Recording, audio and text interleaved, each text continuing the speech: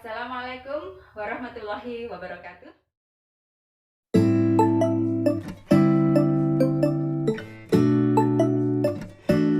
Selamat pagi anak-anakku. Apa kabar kalian pagi hari ini? Sehat kan?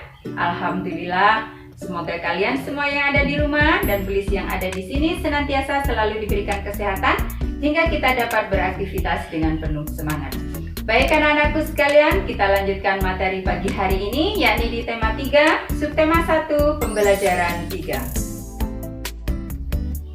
Coba semua bukunya dibuka halaman 21. Di situ ada percakapan antara Siti, Udin, dan Lani, yang mana mereka masih membicarakan tentang proses pencernaan dalam tubuh kita, seperti yang Bulis jelaskan di kemarin ya. Coba kalian yang menyimak, Bulis yang akan membacakan di sini. Siti, bekal apa yang kamu bawa hari ini, Din? Tenang, Siti. Hari ini aku membawa makanan sehat loh. Aku membawa nasi dengan tumis sayur dan telur. Wah, kedengarannya enak, Din. Iya, enak dan sehat. Nah, sekarang aku mau tanya, apa ada yang masih ingat organ pencernaan manusia? Masih. Makanan dikunyah di dalam mulut dengan gigi. Kemudian, makanan meluncur masuk ke kerongkongan untuk kemudian masuk ke lambung. Dari lambung, makanan diubah menjadi bubur makanan yang kemudian diserap oleh apa? Usus halus. Usus halus akan menyerap semua sari-sari makanan. Selanjutnya, makanan yang tidak dapat dicerna bergerak menuju usus besar.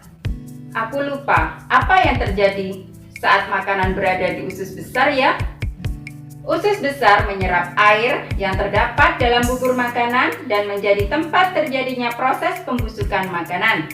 Kemudian makanan yang sudah melalui semua proses tersebut masuk ke anus untuk kemudian dibuang.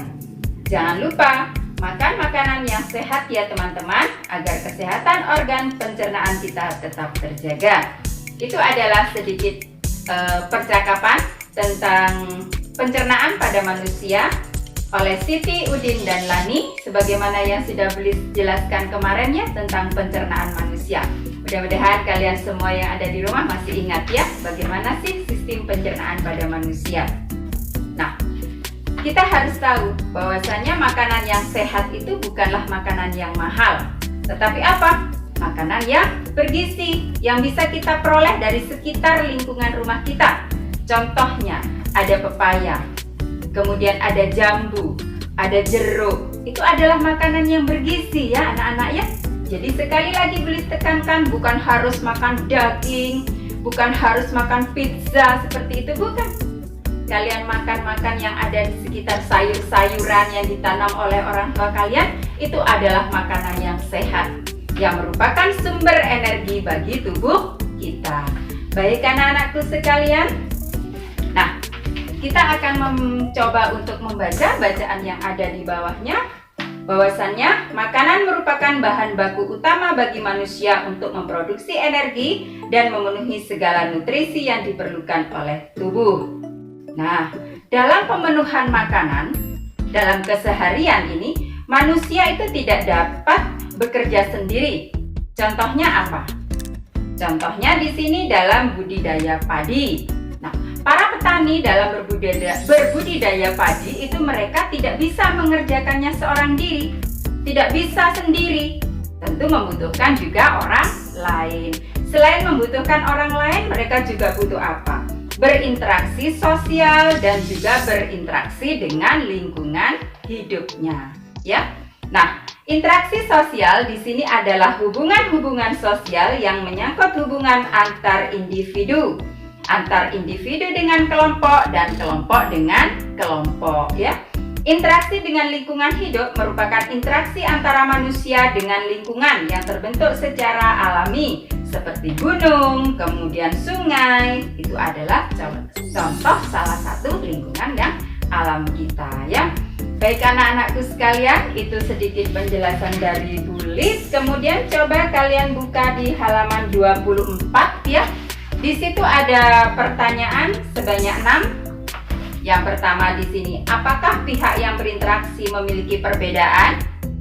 Kemudian Berapa usia manusia yang berinteraksi tersebut, apakah jenis kelamin mereka, apakah pekerjaan mereka, itu coba kalian kerjakan di satu lembar kertas ya. Di situ ada perintahnya. Ketika kamu mengamati interaksi yang terjadi di lingkungan sekitarmu, identifikasi pihak yang berinteraksi dengan memperhatikan hal-hal berikut.